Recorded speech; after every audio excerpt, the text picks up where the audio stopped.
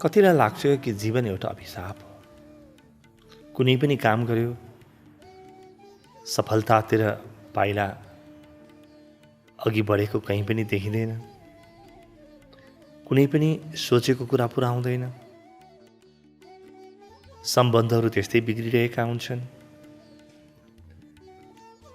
र जता हेर्यो त्यतै केही खस्के जस्तो, कहीँ कतै व्यक्तिगत जीवनमा प्रलय आउन थाले जस्तो, वा धेरै मानिसले प्रयोग गर्ने शब्द प्रयोग गर्यौँ भने कहीँ दशा लागे जस्तो, कहीँ दुर्भाग्यका नयाँ नयाँ श्रृङ्खलाहरू सुरु भए जस्तो, यस्तो प्रकारको जीवन छ। यसरी जीवन जिउन थालेपछि, यस्तो अवस्थामा जीवन जिउन थालेपछि लाग्छ कि जीवन एउटा अभिशाप हो। किनभने यो आफ्नो रोजाइ अनुसार त केही पनि भएको छैन। आफूले चाहे अनुसार, आफूले रोजेको अनुसार, आफ्नो रहर अनुसार त केही पनि भएको छैन। एउटा बाध्यता, एउटा मजबुरी जीवनमा व्याप्त छ। त यसैलाई जीवन भन्ने त कहिलेकाहीँ हुन्छ नि कि हामीलाई धेरै पर जानु छ, शरीरमा बल छैन, मनमा ऊर्जा छैन, काँधमा भारी छ र यति पर जानु छ र पनि गन्तव्य स्पष्ट छैन। त्यहाँ पुगेपछि मलाई राम्रो हुन्छ हुँदैन केही पनि थाहा छैन। वर्तमान क्षण काँडा झैँ बिजिरहेको छ। एक एक कदम चाल्दा पनि मानौ यस्तो लाग्छ मानौ कि म कतै नर्कतिरै गइरहेको छु। त यस्तो प्रकारको अनुभव पनि धेरैको छ।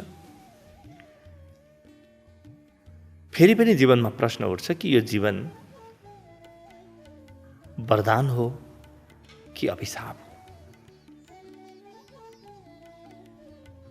अब हामीले के बुझ्नुपर्छ भने नि, यो मनुष्य जीवन केही पनि होइन, वरदान पनि होइन, अभिशाप पनि होइन।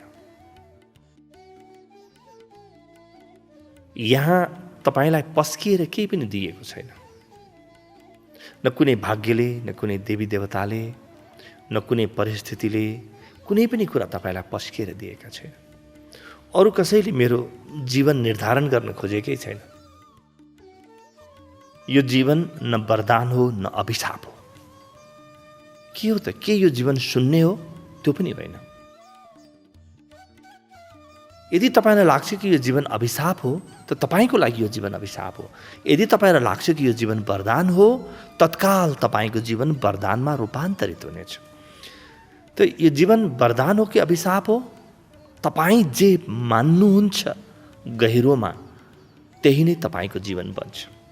तपाईले जुन कुरालाई भित्रबाट मान्नुभयो, जुन कुरालाई विश्वास गर्नुभयो, त्यो तपाईको भौतिक जीवनमा प्रकट हुन थाल्छ। त्यसकारणले कहिल्यै पनि अन्धकारलाई मान्नु हुँदैन, असत्यलाई मान्नु हुँदैन, दुःखलाई कहिल्यै पनि मान्नु हुँदैन। जतिसुकै घोचिरहेको होस् दुःखले,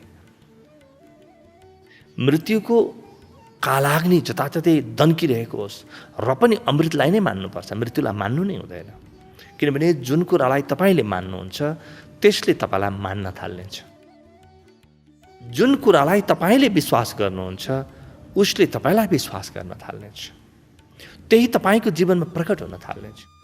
त्यसकारणले यदि तपाईलाई लाग्छ कि मेरो जीवन अभिशाप हो, तत्काल तपाईले आफ्नो सोच परिवर्तन गरेर जीवनलाई अवसरमा रूपान्तरित गर्न सक्नुहुन्छ। यस घडी पनि तपाईभित्र त्यो अवसर त छ। अवसर के छ? त्यति तल झरेको जीवनलाई पनि माथि लैजाने अवसर त छ।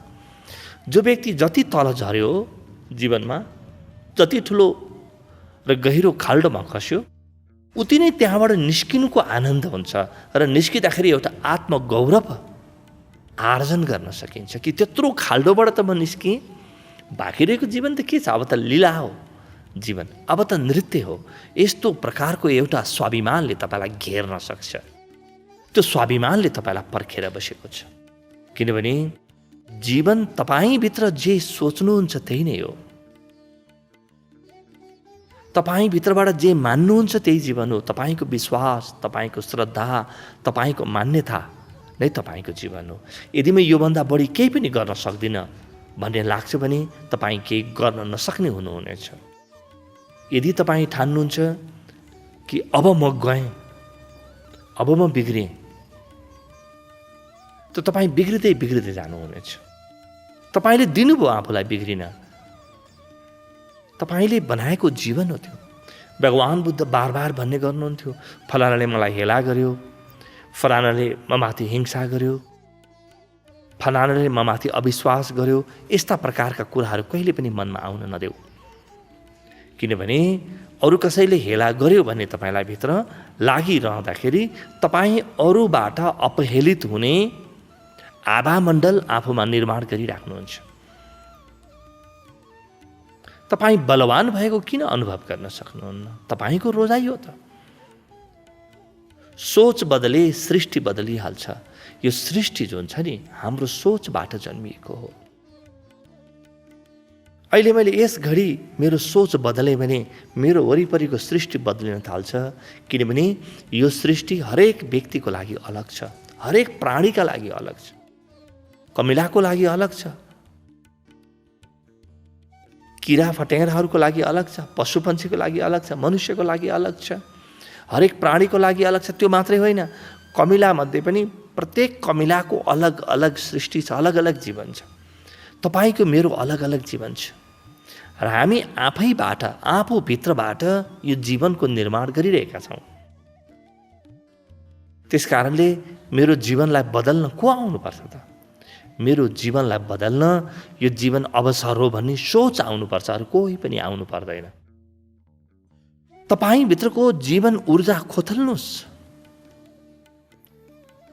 जतिसुकै नकारात्मकताले घेरे पनि, मृत्युले घेरे पनि, अर्को क्षण श्वास बस फुत्किएर गइरहेको छ, त्यस्तो अवस्था आए पनि तपाईँभित्रको जीवन ऊर्जा सदा जीवन्त हुन्छ।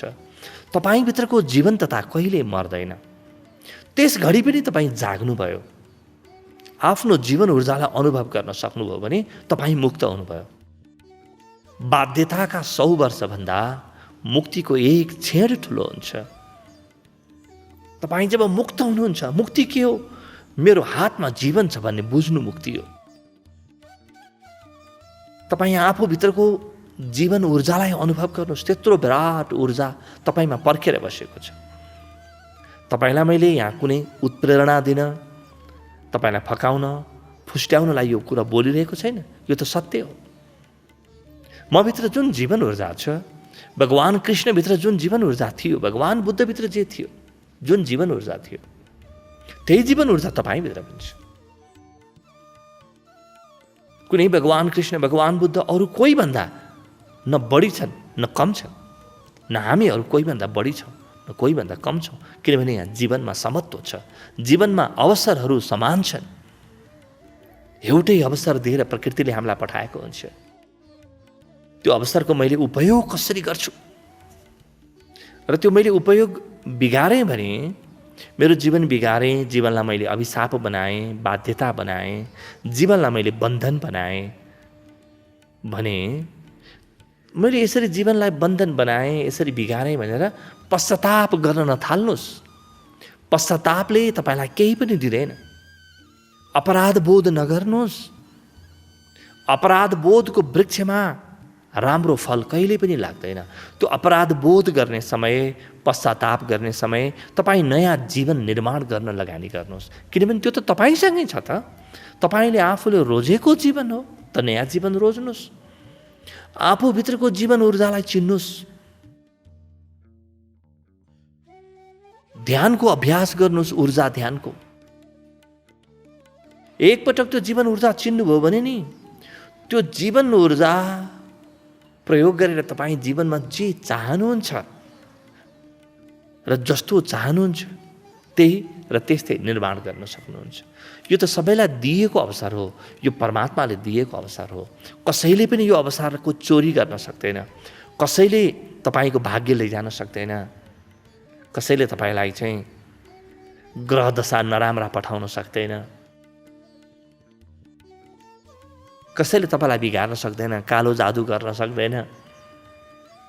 बस तपाईँको हातमा छ। म बिग्रिएँ भन्नुभयो भने अरू बढी बिग्रिने बाटो खुल्नेछ। पश्चाताप गर्ने समय पनि छैन हामीलाई, अन्धकारलाई हेरेर बस्ने समय पनि छैन।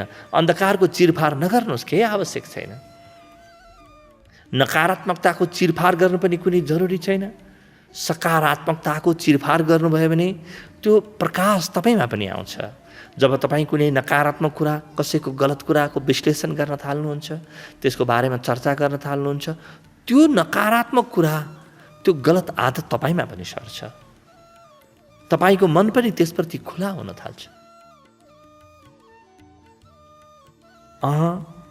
यी सबै कुरा कुनै आवश्यकै छैन।